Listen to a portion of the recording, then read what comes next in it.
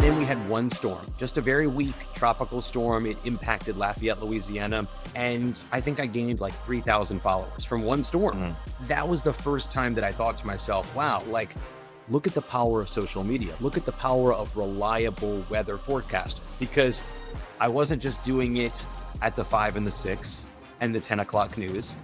I was on live at 2 a.m. talking about a landfalling tropical storm. And so being that voice when people need you, and kind of like at inopportune times for me, my sleep schedule definitely suffered, but I love doing it. And I love the aspect of being that source for people online. From humble beginnings, Insurance Claim HQ has grown to one of the largest property casualty firms in the country. We didn't do it alone, and you shouldn't either. Every week, we're talking to claims professionals and top experts from all over, all to help you grow your business and make you stronger. Let's level up together. I'm Galen Hair. Welcome to the Level Up Claims Podcast. We're in the apex of hurricane season, and with storms growing stronger and weather patterns shifting, homeowners, contractors, and adjusters are under more pressure than ever to be prepared. Today, we're joined by Meteorologist Scot Pilie, who brings years of forecasting experience to break down what to expect this season, how trends are changing, and how storm tracking actually works. Let's welcome Scot Pilie. Scot, thanks so much for joining us. Hey, thanks so much. I'm excited to kind of get down to business, break things down for people. I'm excited. So we're definitely going to do that. But before we do, I'd like to cover your background a little bit because, you know, anyone from New Orleans, and not all our listeners are, they know who you are. And then you left us and then you came back. So like, how did you get into meteorology to begin with? So first of all, I'm so excited to be back in New Orleans. I keep telling people it was the easiest move of my life. You know, when like you move to a place that like you're really excited, it's like coming back to an old friend that you haven't seen in a while. You're just comfortable. I'm so excited to be back in New Orleans. I have been like weather obsessed forever. I played a video the other day on Katrina's anniversary, the 20th anniversary of me as like a little kid. I was only 11, but I was weather obsessed. And the video was me calling up my friend at the time of Katrina, a couple days prior to the storm making landfall. And it was me being like, hey, the track's shifting. And that was me as an 11-year-old. So I have been weather obsessed forever. I went to school at Mississippi State University. My background in meteorology is like all into the science and kind of math aspect, which is something that you don't use a lot in your day-to-day. I know all the calculus. I know all the physics. I can break those formulas down for you, but I'll save you the trouble of me talking about calculus formulas. So yeah, I went to Mississippi State and then kind of hit the ground running, moved back to Louisiana. Funny enough, I had a decision where I was like, do I move to Oregon? I had a job opportunity in Oregon, and they were trying to sell me on like microclimates, rainy, gloomy weather. And at the same time, I had a job opportunity in Lafayette, Louisiana. And I was like, Lafayette, Medford, Oregon. And I ended up, of course, going back to my home state. And I've been here with the exception of 2 years in Atlanta ever since. And when you left, you actually went to like a national weather situation. I don't know if you wanted to say them or not, but I remember because it was a big deal when you left. Like everyone was happy for you because it felt like it was a promotion, but we were really sad to lose you. I know. And look, I was so upset about having to leave too. I won't tell anyone that at the Weather Channel. When I went to the Weather Channel, I was like, yay, I'm so excited. But internally, I was like, I'm leaving like my stomping grounds. But everything works out for a reason. And I loved my time at a national network. You learn so much. And what's funny about national network TV is that so many people wear individual hats. And I think in local news, we're so used to wearing every hat. You're the producer, you're the talent, you're the meteorologist, you're the social media person. You kind of can do everything. You're a reporter, you're social media, you're kind of so savvy at every single task. But in a national network, they might have you just doing one thing. You're just the on-air talent. You know, you're not building your own graphics at times. And so that is great because it runs really, really well-oiled when each person has just one set of tasks. But At the same time, I kind of missed doing some of the stuff that I love the most, which is like social media aspects. I didn't get to do nearly as much of that when I was there versus when I've moved back. Well, and now you've doubled down on that, I would say. You've gone from doing everything to doing one thing to now doing more than you even thought you were doing before, huh? Yeah. And I am doing 19 different jobs. I keep telling people, they're like, what are you doing? I'm like, what am I not doing? You see me there. I'll see people in the streets and they'll be like, Scott, I love watching your videos. And I'm like, what were they about?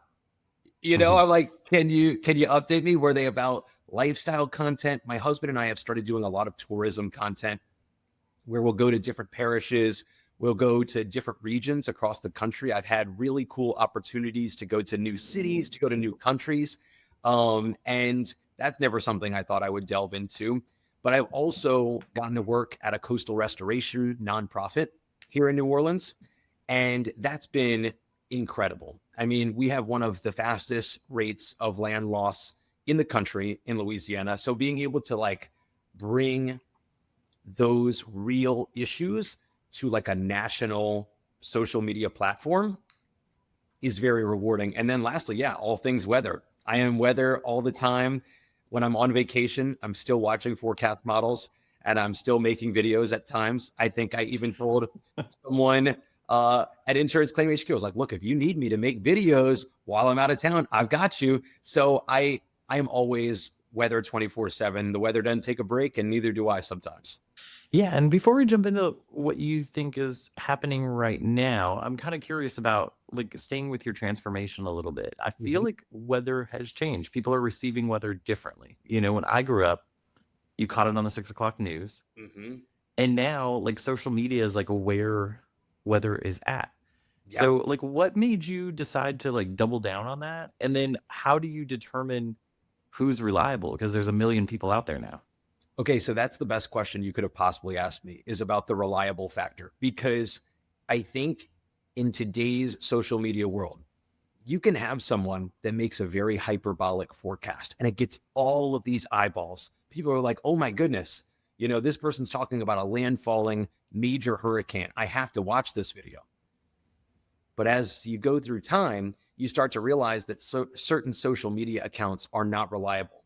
They're posting one model run that shows a phantom storm that never comes to fruition. And so then that person loses your trust.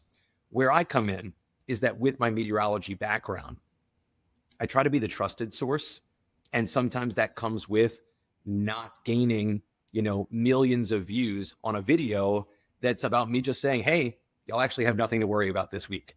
I like being I like being the reliable, trusted source, not the hyperbolic source. And so I used to make this is like a ridiculous story, but I love telling it because it kind of just tells you how far we've come with social media. Number one, Facebook was just getting started in about 2004. It wasn't released to the public until 2006. And Twitter and Instagram and YouTube, all of those were just getting started beyond 2005. So for storms like Katrina and Rita, we were like social media children, if they existed at all. And in 2016 or so, I really started delving into the Facebook Live aspect. And I'll never forget that I would do Facebook Lives and 0 people would be watching. And then I would have one person, and it was my mom. And she would be listening to my breakdowns. But then week after week, month after month, you started to see a slow trickle up, right? It was like, oh, 10 people are watching. Oh, 33 people are watching. And then we had one storm, just a very weak tropical storm. It impacted Lafayette, Louisiana. And I think I gained like 3,000 followers from one storm. Mm. And that was the first time that I thought to myself, wow, like, look at the power of social media. Look at the power of reliable weather forecasting, because I wasn't just doing it at the 5 and the 6 and the 10 o'clock news. I was on live at 2 a.m. talking about a landfalling tropical storm.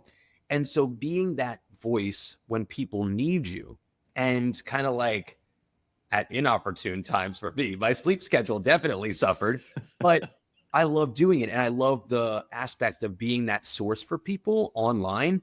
And yeah, so now here we are almost 10 years later into the social media space, and I've gotten almost 500,000 followers on TikTok, close to 200,000 on Facebook. And so going from my one follower of my mom watching my videos to now during past hurricanes, I've had tens of thousands of people joining in at a single moment on a Facebook Live.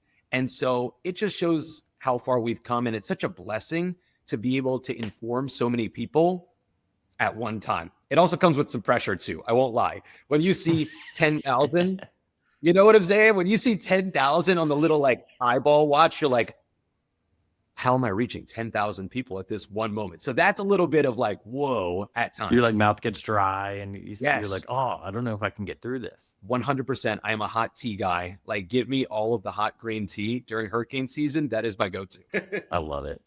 So with that said, what are you thinking this season? It's been pretty quiet, which is not the worst thing. But Buyer what do you beware think, of the what do you Q think we're word. looking at? The Q word is what I always, you rarely hear me say the word quiet when I'm talking on a video. This season's been a little bit unusual. We've had what I like to call the inverse of what you would expect, which is we've had really warm water out by like Bermuda and in what we call the subtropical Atlantic. And the water elsewhere in like the Caribbean and the East Atlantic, it's been hot, right? I mean, it's late August, early September. The water is hot everywhere, but it hasn't been that gangbusters kind of jet fuel that we've seen the past couple of years. So this season's been a little bit weird. We had one Category 5 hurricane, that was Erin, that thankfully we're really lucky in the US because the pattern actually was set up for that storm. If it had been a couple days earlier, it might have gone full on towards the eastern seaboard, but it missed. And that was really lucky. You know, I mean, patterns change every couple of days, right? The weather forecast is constantly changing. So looking ahead to this month, again, things look a little bit interesting. And I actually think that beyond about September 16th, the Western Caribbean and the Gulf may start to turn a little bit more active. And the reason that I say that, this is a super like random term, and you've got to tell me if you've ever heard this term. It's called MJO. It's the Madden-Julian Oscillation. Ever heard? Never heard? Never. Okay, so it's a fancy term for basically saying there is a convectively active phase and there is a convectively inactive phase. So either you're getting a lot of thunderstorms or you're not. And right now we're in a convectively inactive phase. So over the Gulf and the Caribbean, the water's very hot in the Gulf right now, and there's not a whole lot of action. We haven't had much of anything. But as we go into the second half of September, we are going to go into the convectively active phase of the Western Caribbean and the Gulf, and also the Eastern Pacific. So on the good side of things, if that whole area is convectively active, you may get storms that form on the other side of Mexico, and they may never be in the Gulf at all. And that would be great news for us. Those storms would likely move away from land. But if you get the convectively active phase and it helps to spark a tropical wave in the Western Caribbean, maybe by the Cayman Islands or Jamaica or the Yucatan near Cancun, those could eventually be seedlings for storms in the Gulf. So am I writing this season off? No, I think that we've got a couple more weeks where we've got to closely watch things before we can finally get those fronts to come down and give us a break. Okay, so you're thinking kind of after September 16th of this year, we might start to see some activity. Yeah, and I think that that's what's shocking to me is last year we had Francine, right? And Francine along the Louisiana coast, along with Helene and Milton, were all September and October storms. So last year, I know things have been weirdly, like kind of eerily calm so far this season for much of the US mainland, but you only have to go back to last season to think, oh, it didn't start getting active until September and October. So I think history has told us that we don't want to write off the season, and fingers crossed that we keep these storms hooking out into the open Atlantic and causing relatively little harm. But yeah, I think after September 16th, start looking closer to home at the home brew, you know, the brew that kind of sneaks up on you because you're like, oh, well, the waves way out by Africa, you can track those things for 2 weeks. It's the storms that form closer to home that are kind of like, uh-oh, there's a wave. And then all of a sudden, within 5 days, you've got a storm moving towards landfall. It can happen very quickly. That makes a lot of sense. And it does feel like we've gotten more activity later over the last few years. Is that same MGO or MJO, or is that something different that's causing it to be kind of later formations? I think in general, hurricane seasons, because of a warmer Atlantic basin, are getting longer. And there was a lot of discussion about whether or not to extend the Atlantic hurricane season beginning on May 15th. The Eastern Pacific, so on the other side of Mexico, south of the Baja of California, that season starts on May 15th. And there was discussion as to whether or not we should extend our hurricane season in the Atlantic as well. Eventually, the National Hurricane Center said, well, there's not that many storms that are forming in May. Let's keep it June 1st through November 30th. But what I will say is that because of how hot the Gulf is, we're now going on, I believe, so 2004 all the way through now, basically every year except for like one, we've had above average water temperatures in the Gulf. And when you have hot water that lasts for longer durations, you are kind of giving the environment that will allow storms to be a hazard to you for more months. Like we used to get cold fronts in mid-October, in Louisiana, Mississippi, Florida, Georgia. Those fronts would come through that would cool the shelf waters of the Gulf down. And we would be like, all right, see you hurricane season. But we had a Category 3 Zeta make landfall on Halloween weekend in New Orleans back in 2020. And just back in 2018, Hurricane Michael made landfall in late October as a Category 5 in Florida. So yes, hurricane season is definitely getting later, but that may just be that maybe the peak used to be on September 10th. Maybe that's now on the 20th, right? Maybe we're starting to see just that axis of when the most storms happen a few weeks later in time. That makes sense. So walk me through a little bit of what you're doing when there's a storm that forms in the Gulf or wherever. Obviously we're not all trained meteorologists, so we can't do it ourselves per se, but what kind of data sources are you looking at? What kind of things are you factoring in when you're making your predictions as far as intensity or path is concerned? So AI is everywhere, right? And AI is infiltrating every single career across the board. What is a blessing and a curse as a meteorologist is we now have the blessing part. We have so many tools. I have so many tools on my tool belt that I like to be able to use.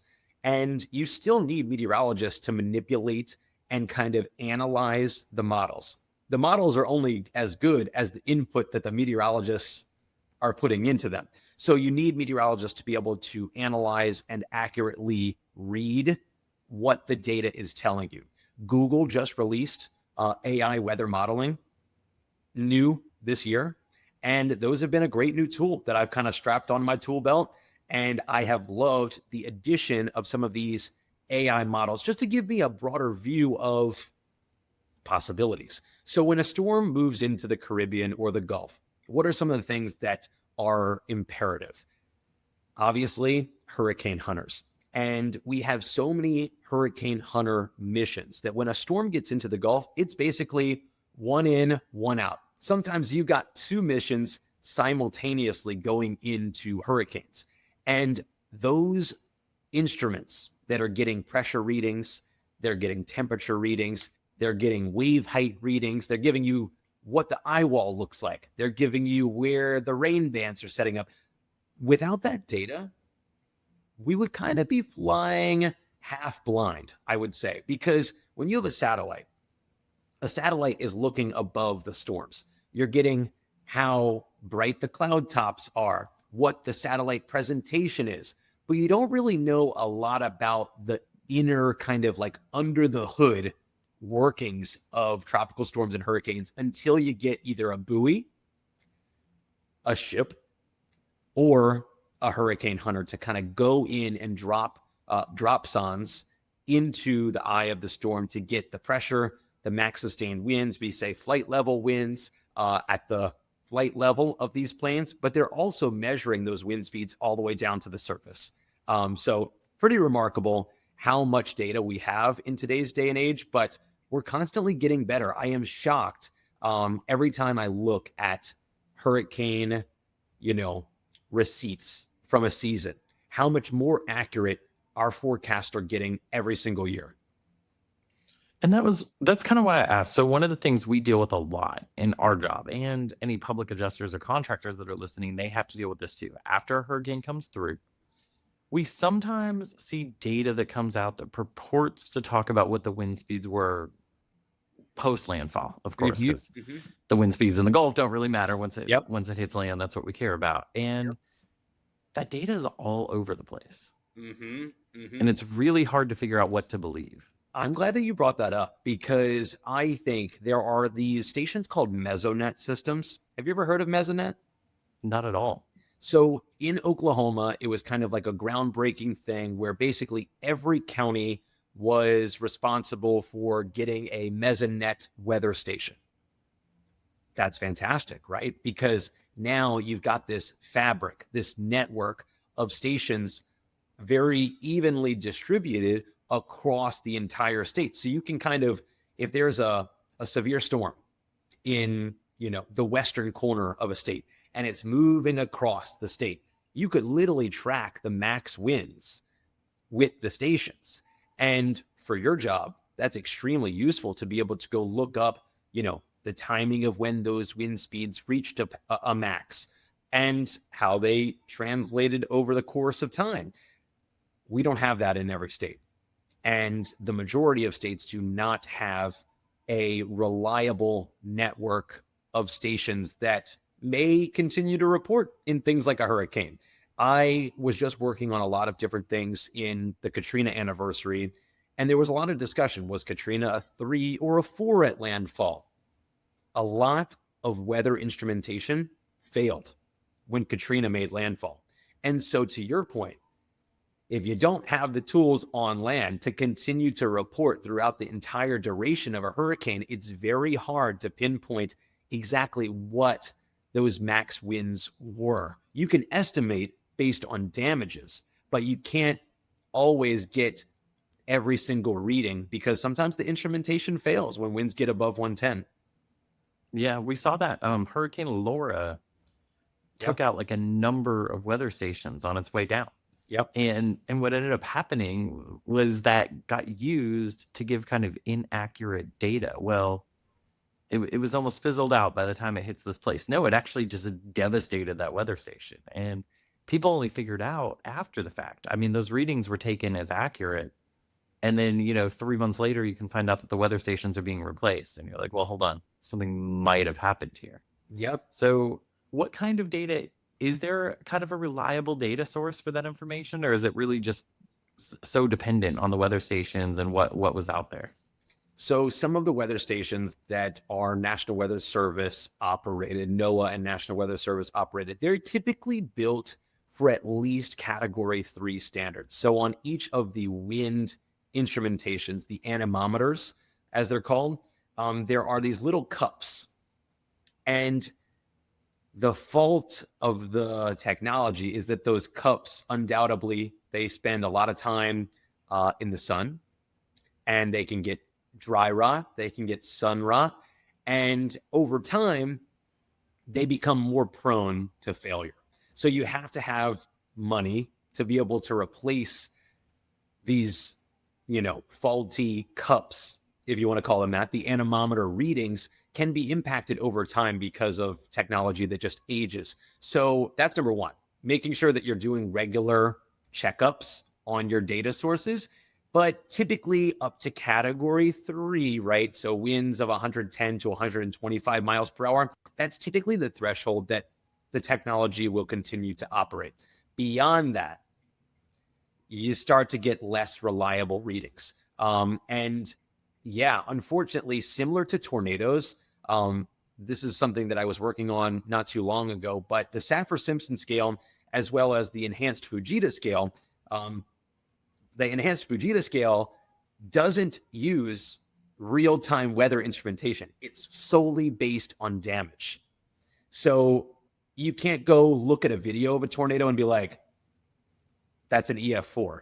You actually have to go analyze what damage and destruction was done to give a tornado a rating. Does that make sense? It's kind of convoluted in our heads. We think like, what category is it? What rating was it? But a lot of times we don't know the damage. There might be a category 3 hurricane that makes landfall, but maybe we only saw Cat 2 damage. And sometimes it's the inverse. Yeah, no, that makes perfect sense. The Fujita scale is kind of interesting because it is based on the damage, and we deal with this a lot. And sometimes we'll get kind of the circular reasoning that was like, well, this area was damaged, so it's this on the Fujita scale, which means that damage couldn't have been caused by the storm, but maybe you just didn't take into account that damage when you were. So it's kind of it's a fascinating concept. And, I think there's no question we need better technology. We need better instrumentation. And, the algorithmic kind of things we use these days just aren't necessarily reliable, it sounds like. Yeah, no, and it's something that I've been pushing for, especially for all Gulf Coast states. Not only should we have a complete fabric with 0 gaps in our radar coverage, which we do have. Now, the National Weather Service closer to us, it used to be formerly located in Slidell, the radar hub.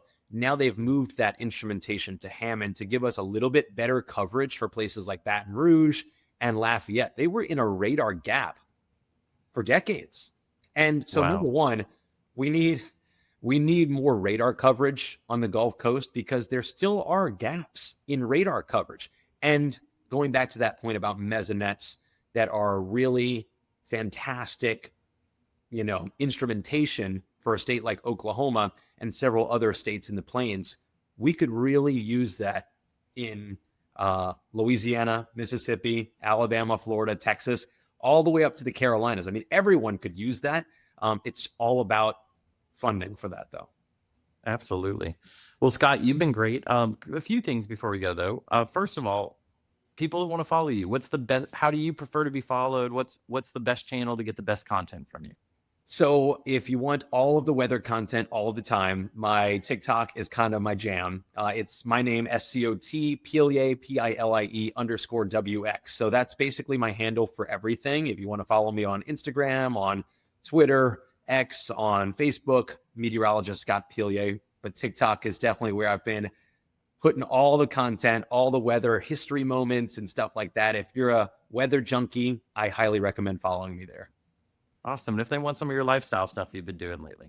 Yep. So my husband and I have our account that we both kind of use simultaneously. It's still my name, Scot Pilie _WX. Same handle, but you'll get a little bit of a more Instagram lens where it's actually like us in the community doing community stuff and more environmental focused things as well, like my coastal restoration work. Scott, it's been great to work with you. We've enjoyed working with you, at least our partnership, and you've been so great to the community. But before you go, I do have to ask you, what does it mean to you to level up? Leveling up means caring for community. It means doing the extra mile of things like volunteering. I always tell people, if you want to level up, go give back and make the community the better place that you want it to be. And that is something that you have done in scores. Again, we all appreciate you, Scott. Thank you so much. This was great. I'd like to thank Scot Pilie for joining us on the podcast. Weather is such a fascinating thing. We live in it. We work in it. It affects every aspect of our careers. But so many of us don't understand it. And with the way that weather is changing in terms of the way we receive it, social media is more important than ever. So again, I'd like to thank Scott for joining us and teaching us how to figure out what's reliable and what we just shouldn't pay attention to. Follow us on Apple, Spotify, or your favorite podcast player.